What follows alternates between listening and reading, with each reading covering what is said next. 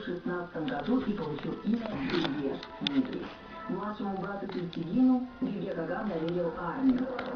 Братья и их верный советник Тон Юкук – великий триумвират, который не только совершил 47 походов против врагов, дал 20 сражений и стремился сохранить суверенитет страны тюрков, привести народ к счастливой и обеспеченной жизни. Под их управлением тюркский каганат процветал, и тюрки смогли установить долгожданный мир в Танской империи. Китайцы боялись Великую Троицу. Белье Каган был отравлен одним из придворных вельмож по наущению китайцев. Отравитель и весь его род был казнен по приказу умирающего Кагана. Adlet Tirmidh. Adlet Tirmidh.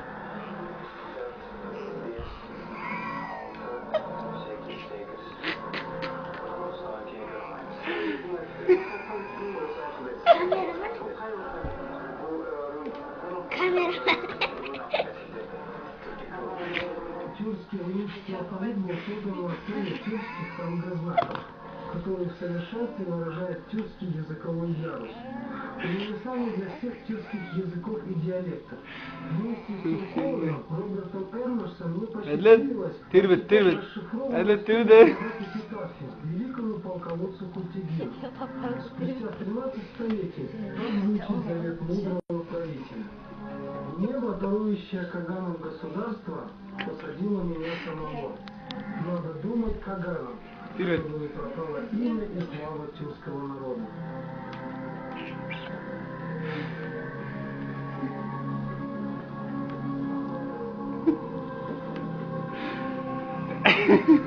Телефон?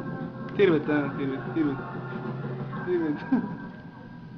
Место, где расположены памятники, имеет особую энергетику.